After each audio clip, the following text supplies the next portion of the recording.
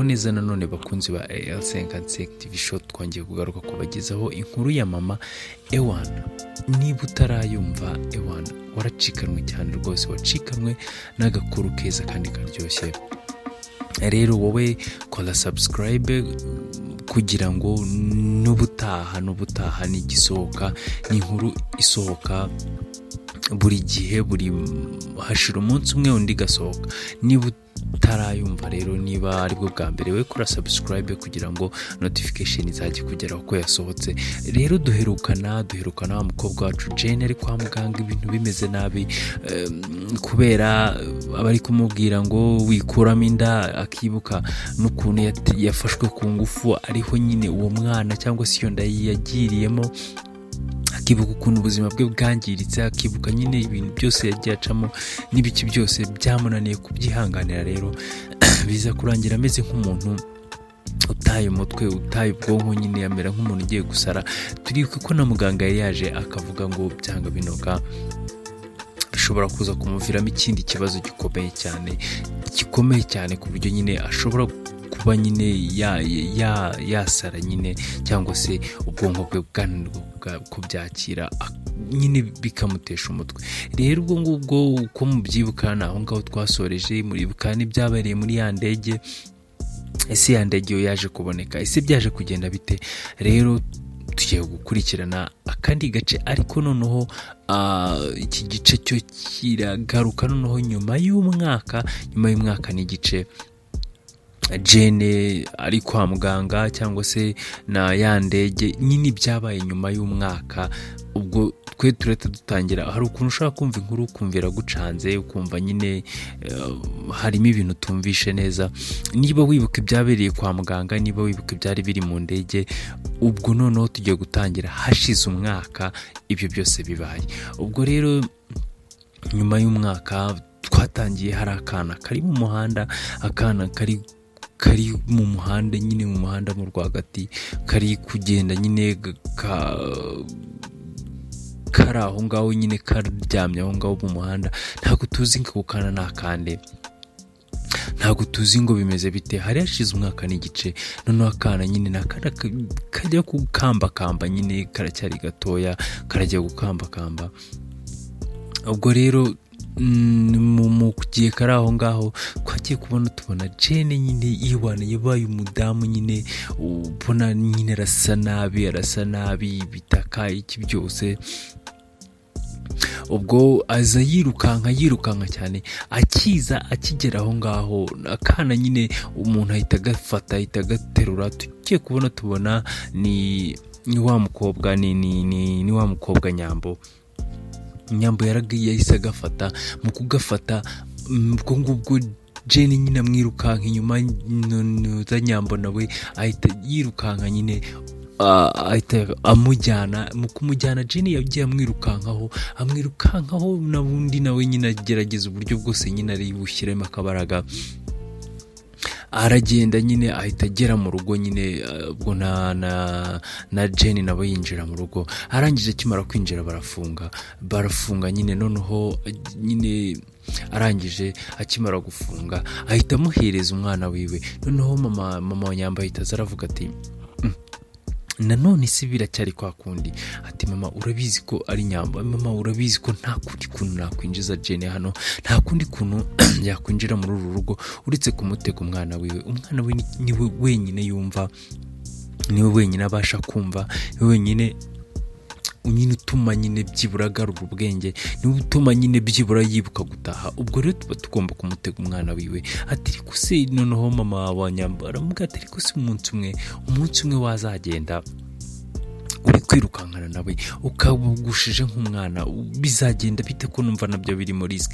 Baramuga ati mama ndigengesera, ariko none nawe urabizi ko nta bundi buryo. Jane ntiwagenda umubwire ngo ngwino dutahe, ntabwo yabyemera. Ati bisaba ngo ugende urebe hafi y'ahantu ari, uhatega umwana wiwe. Numara kumumutega azagiye kumufata. Namara kujya kumufata, wowe uhita ufata wa mwana, uhita wirukanka, wowe aho ugiye hose aragukurikira. Ati naho ubundi nta bundi buryo twamucyuramo, kandi nawe urabizi ko nta bundi buryo twabikoramo. Ubwo rero nicyo kintu kiba kigomba gukorwa. niko mba ngomba kubigenza, nta yandi mahitamo nta kundi kuntu nabikora.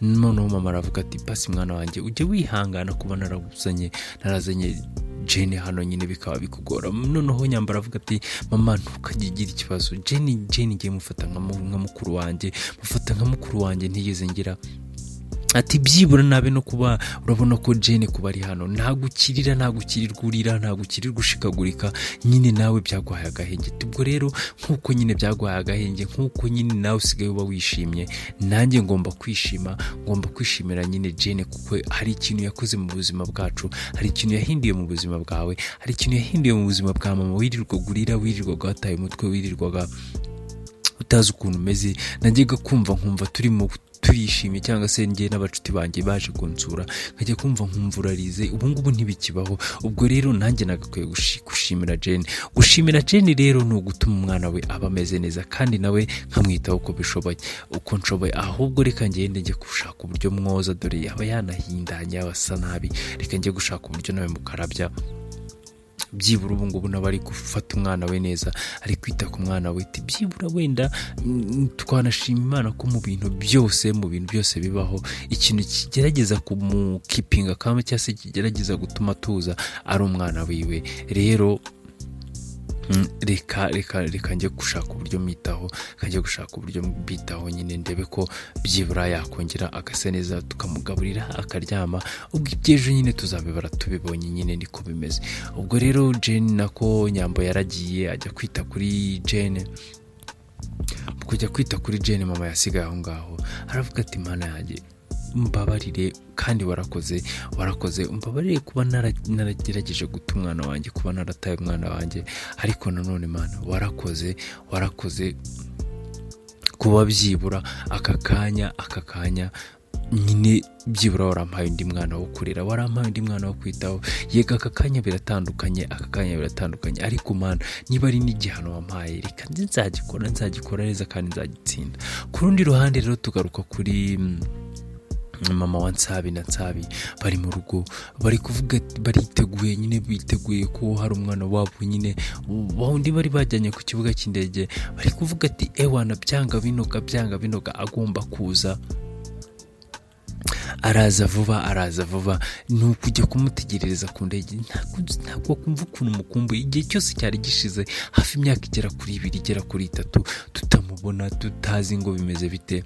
Byibura araza ati wenda twavuganaga kuri video call cyangwa se kuri telefone, ariko ibyo ngibyo ntabwo mbyumva. Ndetse na nyirakuru yahise aravuga ati, ahita abwira umukazana we ati wabibonye nyine aza ari kubyina ari kuvuga ati umwuzukuru wanjye ubu ngubu ewana harabura igihe gitoya, harabura iminsi nayiborera ku ntoki, navuga ngo 1 2 3 4 5 6 7 niyo yaba ari 10 n'ingahe, niyo yaba ari 20, ntabwo naba narihanganye umwaka wose njyewe ntegereje umwaka umwe nkihangana 2 3 ikaba yarigiye gushira ngo nanirwe gutegereza amezi angahe ntegereje umwuzukuru wanjye. Oya ntago ndibutuze, ntago muri bunkire. Uyu munsi ni umunsi wo kwirya, reka umunsi ubundi kwibara ku ntoki, nta kintu mwaza mumbwira umwuzukuru wanjye. Noneho mama wa Nsaba aravuga ati kusi ko ndibo wishimye wagira ngo wese umwuzukuru. Ati hoya si uyu nguyu uko n'ubundi dusanzwe tumenyeranye, aterega n'ukuri kw'Imana nari mukumbuye kandi bwa niwe mfura yawe. Ubwo rero urukumva yeguna, ntago bivuze ko Nsabi ntamukumbura, ariko nyine nisiko tuba turi kumwe kandi n'ukuri kw'Imana. Nsabi n'ukuri ndagukunda, ratura kuzukuru kanjye kabucura, ndagukunda nyine nuko wenda mukuru wawe nari mukumbuye hashize igihe. Rero ubundi we ntago mukumbuye, we ntago mukumbuye. Nsaba aravuga ati mama nyine nako nyogokuru nyine ndamukumbuye, si mukuru wanjye ntabuzwa n'iki kumukumbura. Ati n'ikimenyimenyi no kujya nkwereka ko nanamukumbuye, nzagutanga no kumubona njye nzajya kumuzana ku ndege. Nyogokuru waravuga ati ugira imikino mu bintu kina nabyo, ibyo ngibyo ntukine nabyo, kuko mu bantu ba mbere bagomba kujya kumureba ku kibuga cy'indege. Nzaba ndi uwa mbere, nimushake niyo modoka yanyu cyangwa se no kubona ingenzi zanayitwarira. Ariko mugira ngo nuko nshaje gutwara imodoka byananira, ntago byananira. Ntago nyine abantu baravuga ngo kivamo n'ikikuvamo, byaga bino kuva narigeze kwitwaraho ntaga kakanya ari bwananira. Shaka natwaye imyaka ingano hafi ya yose iyo mfite, urukumva ubu ngubu ari bwananira. Atariko bidasabye n'imodoka nge nzanakodesha na taxi voiture nimwanga kuntwara cyangwa se mbagende n'amaguru. Atariko ngomba kuba ndi mu bantu ba mbere bagomba kubona umwuzukuru wanjye aza. Ntabwo ubwo ngubwo nta kindi kintu tugomba kuvugana. Nge ngomba kubona umwuzukuru wanjye byanga binoga bipfe bikire bigire bite, ariko iminsi ndi kwibara ku ntoki ngomba kumubona kandi nkamubona mu ba mbere. Ubwo rero Nsabera avuze ati, yabwiye nyirakuru amuga ati we ntugire ikibazo ntago twagusiga. Ati yego wenda muri cya gihe hari ninjoro kandi kwari kumusezeraho nta bintu byari byadanje, ariko ubu ngubu aka kanya rwose tugomba kujyana. Noneho nyirakuru ahita abaza ati ariko se ubundi ati amakuru ya Jane, amakuru ya wa mukobwa nyine, amakuru ya wa mukobwa bimeze bite amakuru yiwe? Noneho nyina wa Nsabi nyina aramuga ati umukobwa nyina ameze neza, ariko mucuti wacu kwa mama Nyambo niho nyina ari, hari nta kibazo.